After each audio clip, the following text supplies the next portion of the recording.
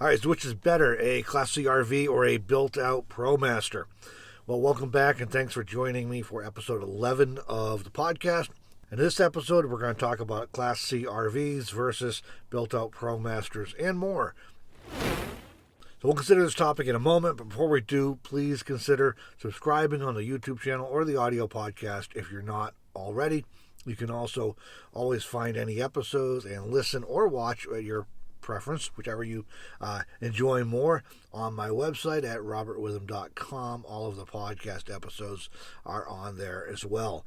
The full show notes for this episode are available at robertwitham.com/episode 11. A quick reminder, too, issue 3 of Meanderings magazine is now available in print for Kindle and as a PDF.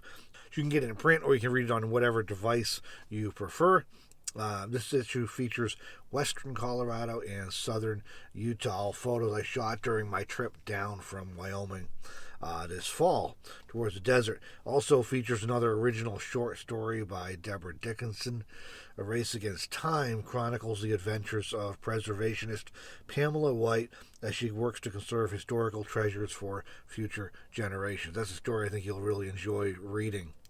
So you can visit meanderingsmagazine.com to learn more or to purchase your copy, and it'll get in whatever format you prefer. And one more quick announcement. I don't think I've ever done this before, but I'm doing a Black Friday through Cyber Monday sale this year. Details will be coming soon, like within the next day or two as I'm recording this. All of my books, ebooks, magazines, t-shirts, and other merchandise will be on sale from Black Friday through Cyber Monday. Now, I'm not much of a consumer myself, and I don't really encourage other people to buy a bunch of stuff they don't need either, but if you're looking for a good deal on any of these particular things, that would be your chance to get it. It'll all be on a good discount, so details of that will be coming real soon too. So, all right, let's talk about ProMaster conversions versus Class C RVs. And it's actually prompted by a question from a viewer. Today is the day. I will be camping long-term, but not full-time. I'm a 62-year-old female with bad osteoarthritis and fibromyalgia, and really lacking upper body strength. My husband says next year he's buying me either a built-out, almost new ProMaster or an almost new Class C. Which do you think will be more suitable for me? I am going to have solar on whichever one I choose. I need simplicity and ease of use over cost to operate. I'm upgrading from backpacking and tent camping, in which the tent camping part is getting harder because I have to crawl in and out on my hands and knees. So first of all, I understand the whole tent camping thing. I used to do a lot of that myself, and yeah, as I get older, I enjoy it less and less. Not that I don't like being as close as possible to nature, because I do, and as simple as possible, because I do, but yeah, the arthritis in my back and shoulder and stuff, and it's just not fun sleeping on the ground. Sleeping pads and stuff help, but it only goes just so far. You just so I get that part.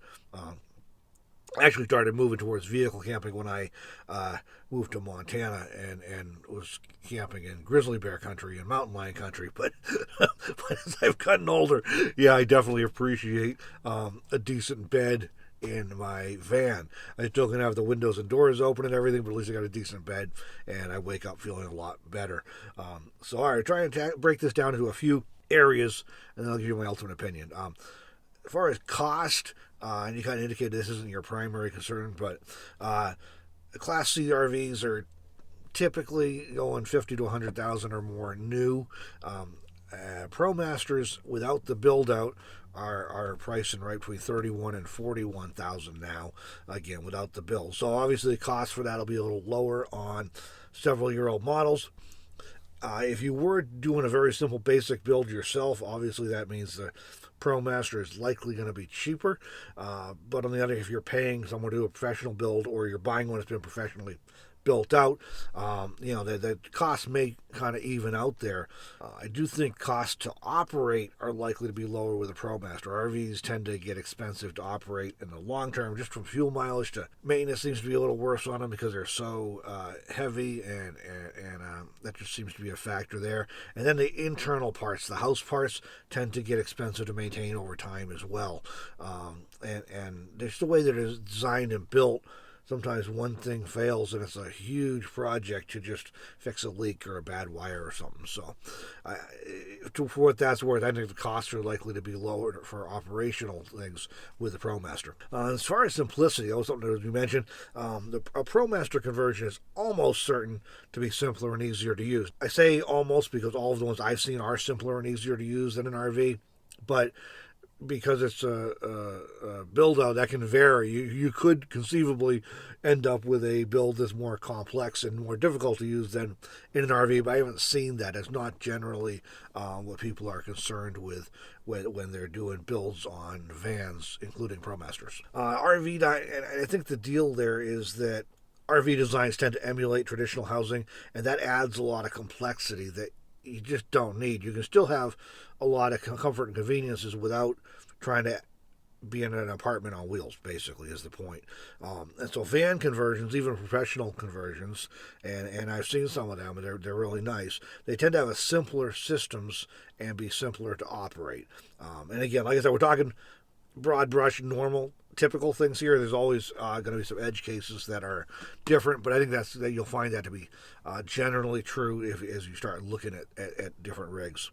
Coming from tent camping, a ProMaster conversion would be a huge step up in comfort and convenience, but I think it'll feel more like a little bit like camping still, where when you get into RVs, they kind of feel more like they feel less like camping, put it that way.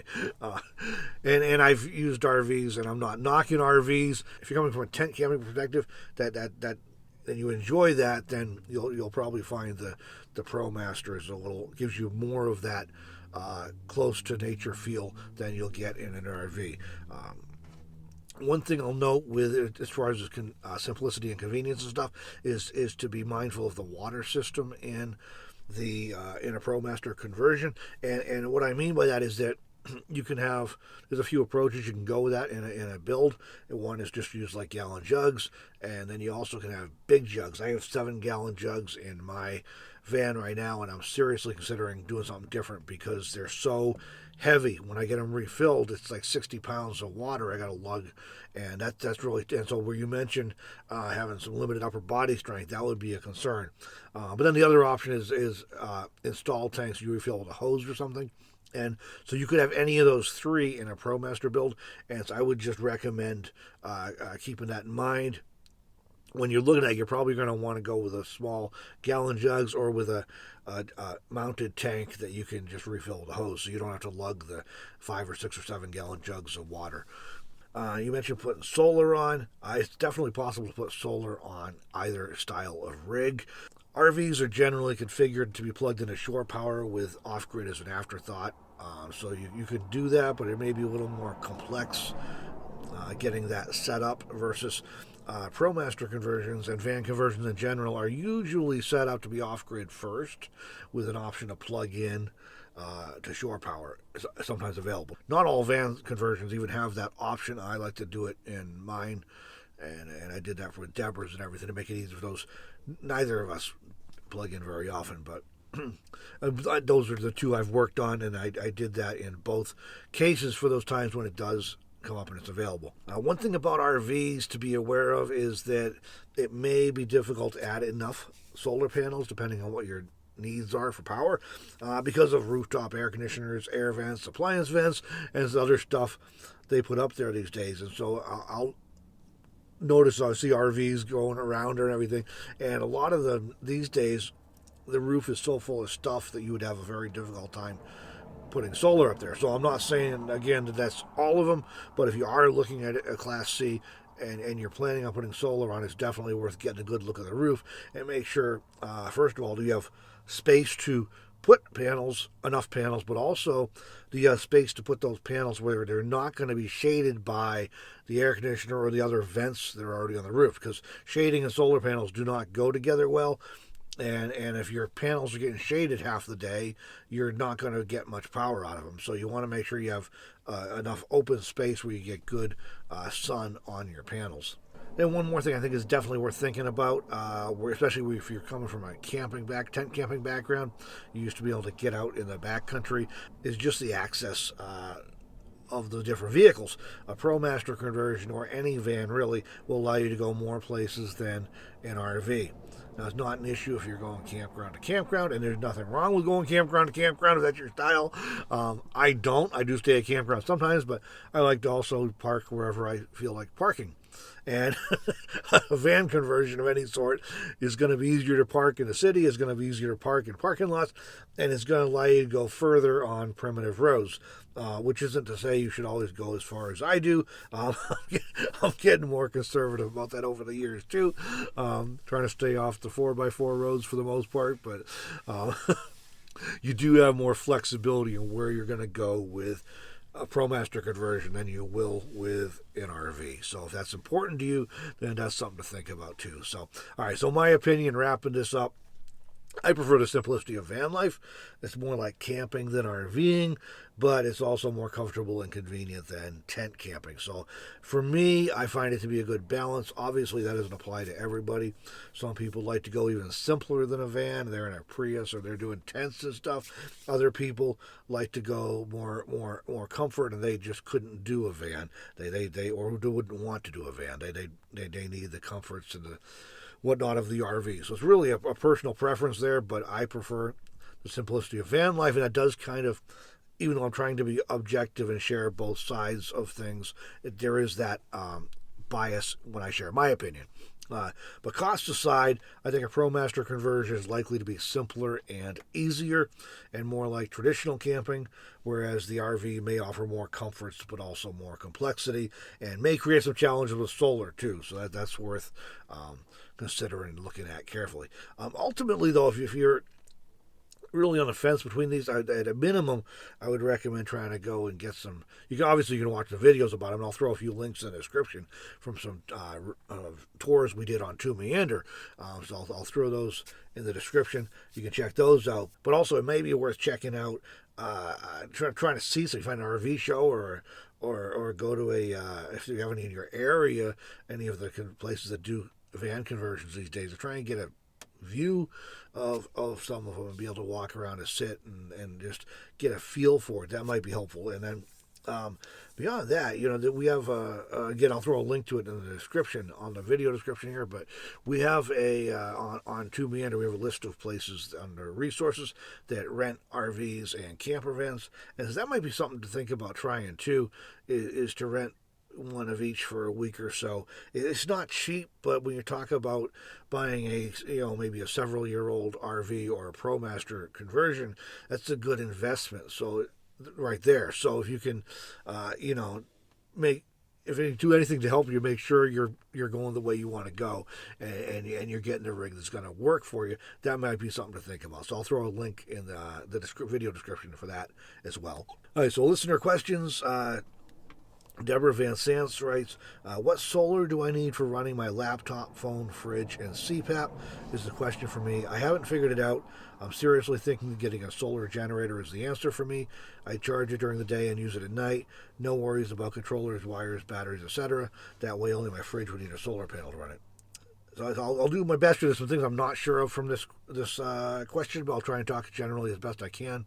The C-PAP and 12-volt fridge plus a laptop, realistically, you're probably gonna be wanting like 400 watts of solar and probably 200 amp hours of battery for that kind of a setup.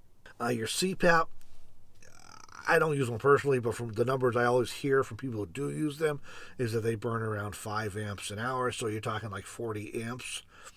If you're sleeping for 8 hours, a 12-volt fridge, they can run anywhere from 20 or 30 amps a day up to 40 or more amps a day. So again, that's kind of will. So you're those two items alone, you're going to need a minimum of 200 watts of solar, and that's during the summer when the sun's up a lot. Wintertime, that may not even cut it on 200 watts of solar. You may need, so I'm going to say 400 watts of solar probably when you throw in the laptop. The phone's kind of insignificant, but 400 would probably do that. Summer, that might be more than enough, which is a good thing.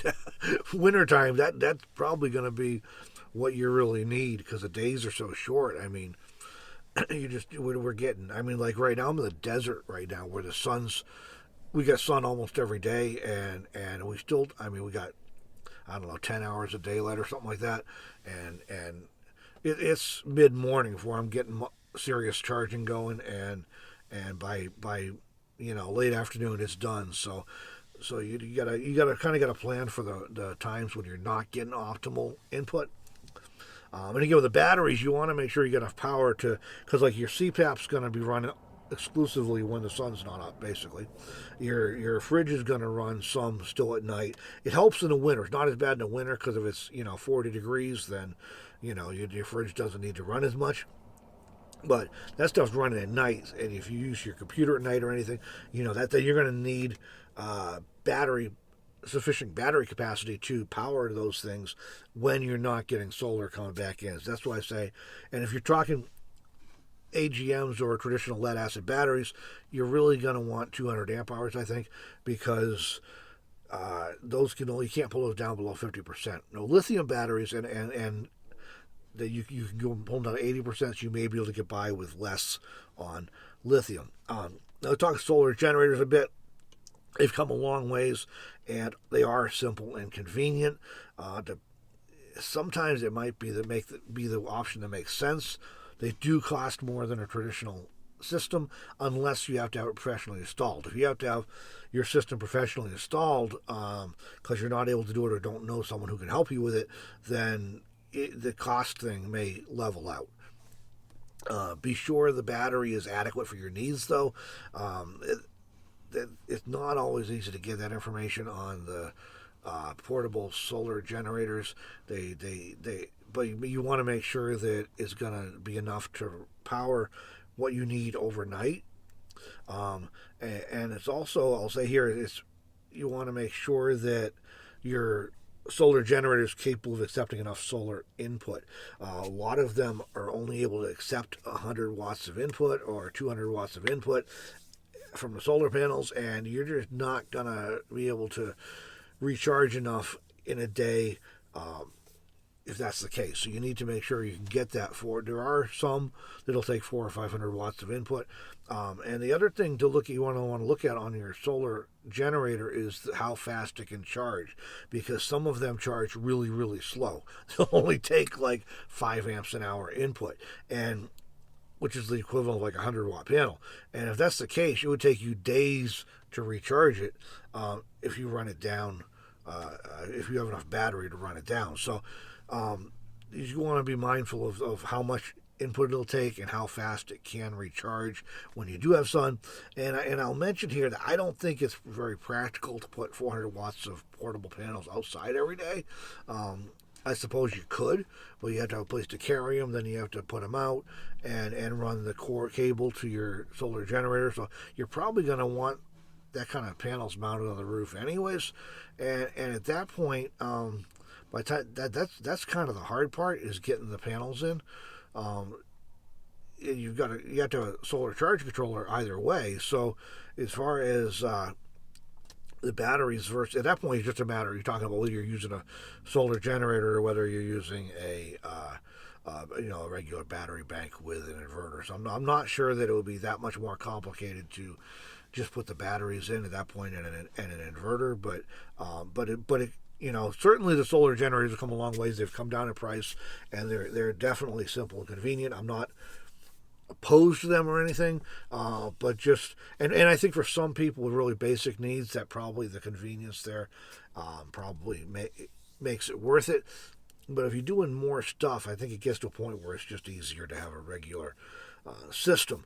But if you do want to go with a solar generator, make sure it's going to have enough battery capacity for what you need overnight, and make sure it's going to take the input you need to be able to recharge that every day, because you need to use your C-PAP every night and run your fridge every day and every night. So you want to make sure you have enough solar to recharge every day, and then enough battery to run through the night until the next day when you're charging again.